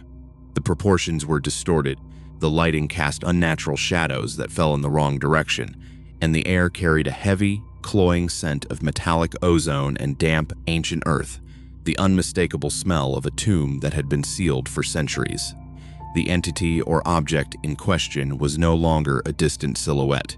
It was pressing directly against the threshold of my workspace. Through the reinforced glass or the open doorway, I could see the impossible reality unfolding before me. The license plates on the vehicle were rusted iron, stamped with unintelligible symbols. The radio speakers were screeching with a frequency that made my teeth ache and blood trickle from my nose. Or the customer standing at the counter had a mirror reflection that remained frozen in stone while its physical body moved with predatory intent. Every movement it made was agonizingly fluid, devoid of normal human hesitation. In moments like that, time fractures. Seconds stretch into eternity as your brain desperately searches through its catalog of rational explanations, trying to force an impossible phenomenon into a familiar box. Is it a prank? Is it a transient taking shelter from the storm? But no prankster carries an aura of such absolute, suffocating dread. No normal human being causes the air around them to freeze instantly, coating surfaces in a layer of jagged frost. The sheer wrongness of the entity radiated outward in palpable waves, making the hair on my arms stand on end and turning my breath into ragged, shallow gasps. I reached for the emergency communication radio or the master alarm switch, my fingers trembling so violently that I dropped the equipment twice before gripping it. I pressed the call button, desperate for someone, anyone, to answer from dispatch, to tell me I wasn't losing my mind. But the speaker emitted only a high-pitched, mocking whine that morphed slowly into the sound of heavy, ragged breathing, not coming from the radio speaker, coming from right outside the thin glass door, directly behind my left shoulder. The realization hit me with the crushing force of a physical blow. Whatever had triggered the perimeter sensors wasn't trying to break in from the outside. It had already bypassed the locks hours ago, and it had been standing quietly in the dark room with me the entire time. I didn't turn around. I couldn't. My muscles were locked in a paralyzing grip of pure primal terror as the heavy breathing drew closer, brushing against the nape of my neck like a plume of freezing graveyard air. The overhead lights flared with a blinding electrical intensity, buzzing at a frequency that rattled the window panes before cutting out entirely, plunging the entire facility into absolute pitch-black darkness. In that sudden void, the only illumination came from the erratic, dying sparks of the control console. In that brief, strobing flash of light, I saw it standing over me, an elongated, towering silhouette with featureless skin and hollow, light-devouring sockets where eyes should have been. It reached out a long, skeletal hand, its fingers curling toward my shoulder with terrifying slowness. Every single choice I had made in my life up to that second had led me to this isolated room, to this exact confrontation with the unknown. There was no escape through the locked doors, no rescue incoming from emergency services, and no rational awakening from this nightmare. I was entirely alone at the edge of the abyss. I bolted. I threw myself sideways, crashing over the desk and sprinting blindly into the pitch-black corridors, my boots pounding against the concrete as the thing pursued me with effortless, gliding strides that echoed like thunder through the empty building. I could hear its inhuman footsteps sliding across the floor directly behind me, accompanied by a wet, clicking respiration that chilled me to the marrow. I reached the emergency exit, slammed my weight against the crash bar, and burst out into the cool, silent night air of the parking lot, gasping for oxygen as the heavy steel door slammed shut behind me with a thunderous finality. Have you ever felt the absolute certainty that something was waiting for you in the dark? It is that exact sensation, the unyielding whisper that even when you reach safety, the night shift never truly ends, and the entity is simply waiting for you to return tomorrow. For more stories like this, subscribe, because the next dispatch from the dark is even more disturbing.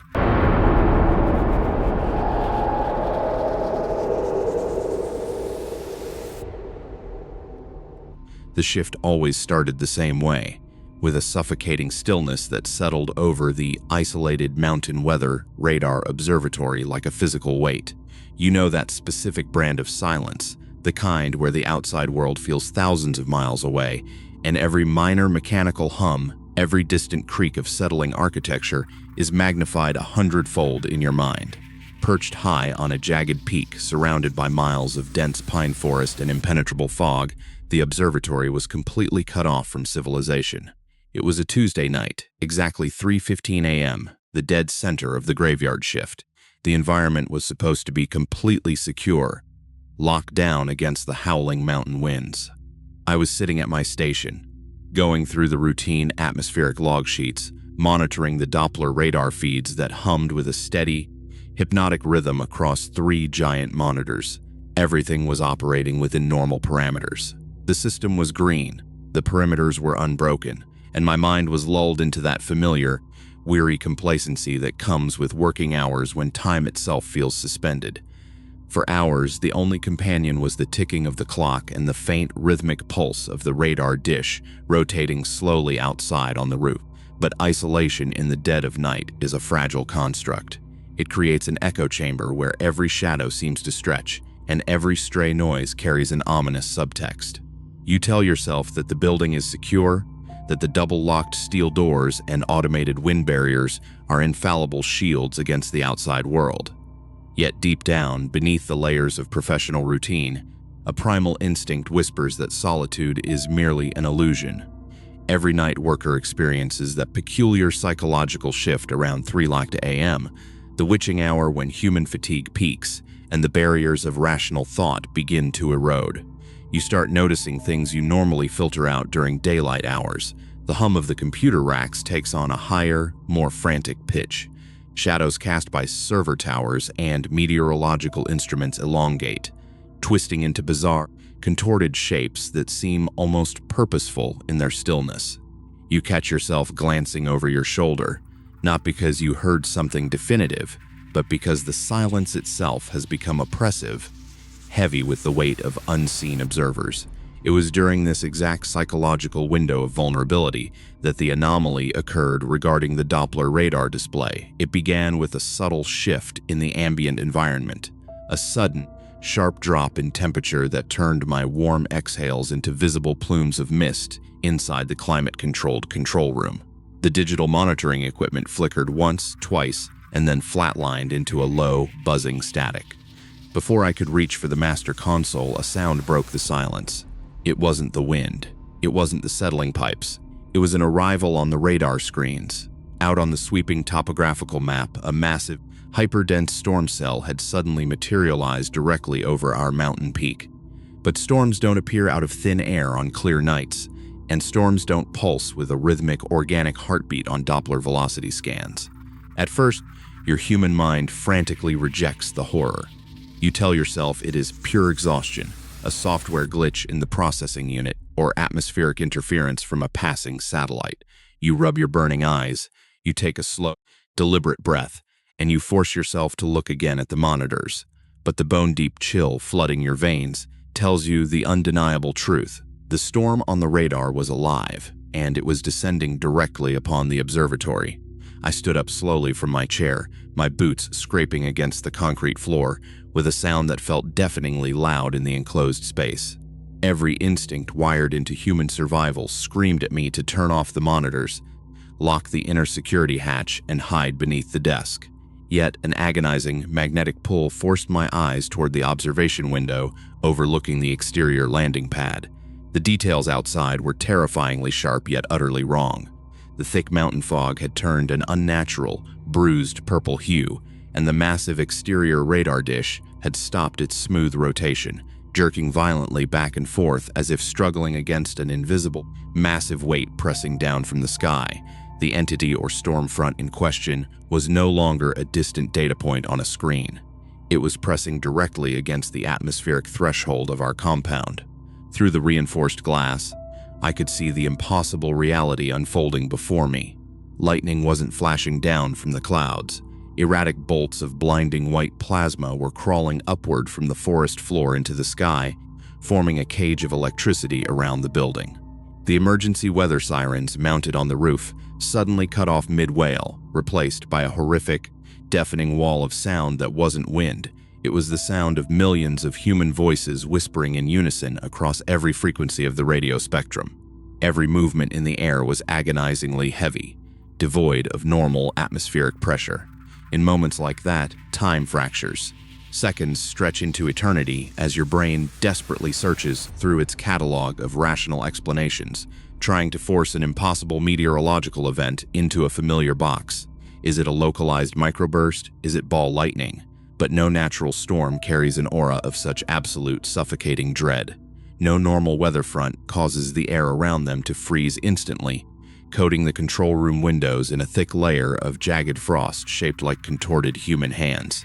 The sheer wrongness of the anomaly radiated outward in palpable waves, making the hair on my arms stand on end and turning my breath into ragged, shallow gasps. I reached for the emergency satellite phone, my fingers trembling so violently that I dropped the handset twice before gripping it.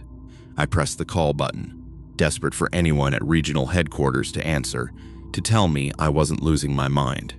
But the speaker emitted only a high-pitched, mocking whine that morphed slowly into the sound of heavy, wet breathing, not coming from the phone speaker, coming from right outside the thin steel door directly behind my left shoulder. The realization hit me with the crushing force of a physical blow. Whatever had manifested on the radar wasn't hovering in the upper atmosphere. It had already bypassed the locks hours ago, and it had been standing quietly in the dark room with me the entire time. I didn't turn around. I couldn't. My muscles were locked in a paralyzing grip of pure primal terror as the heavy breathing drew closer, brushing against the nape of my neck like a plume of freezing graveyard air. The overhead fluorescent lights flared with a blinding, electrical intensity, buzzing at a frequency that rattled the window panes before cutting out entirely, plunging the entire observatory into absolute, pitch-black darkness. In that sudden void, the only illumination came from the erratic, dying green glow of the radar monitors. In that brief, strobing flash of light, I saw it standing over me, an elongated, towering silhouette woven from storm clouds and crackling static, with featureless skin and hollow, light-devouring sockets where eyes should have been. It reached out a long, skeletal hand composed of condensed lightning, its fingers curling toward my shoulder with terrifying slowness. Every single choice I had made in my life up to that second had led me to this isolated mountain peak, to this exact confrontation with the unknown. There was no escape through the locked steel doors, no rescue incoming from emergency services, and no rational awakening from this nightmare. I was entirely alone at the edge of the abyss. I bolted. I threw myself sideways, crashing over the desk and sprinting blindly into the pitch-black corridors, my boots pounding against the concrete as the thing pursued me with effortless, gliding strides that echoed like thunder through the empty observatory. I could hear its inhuman footsteps sliding across the floor directly behind me, accompanied by a wet, crackling electrical discharge that chilled me to the marrow. I reached the emergency maintenance exit, slammed my weight against the crash bar, and burst out into the cool, silent mountain air of the exterior catwalk, gasping for oxygen as the heavy steel door slammed shut behind me with a thunderous finality. Have you ever felt the absolute certainty that something was waiting for you in the dark? It is that exact sensation, the unyielding whisper that even when you reach safety, the night shift never truly ends, and the storm is simply waiting for you to return tomorrow. For more stories like this, subscribe, because the next dispatch from the dark is even more disturbing.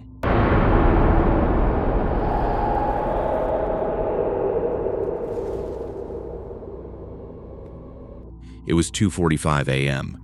Sector 7 of the fulfillment center had always been quiet, but tonight, the silence felt heavy. It was as if the very walls were breathing. I was alone, or at least that's what I told myself.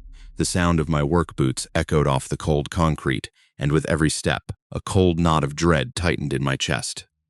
Sector 7, the place where a picker had vanished into thin air last month.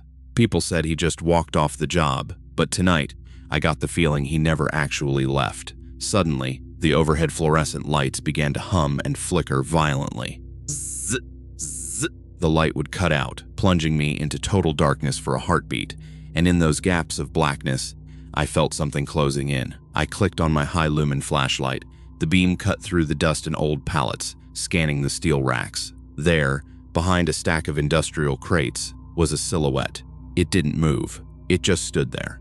I called out, "Who's there?" But the only response was the hollow echo of my own voice. "Who's there? There!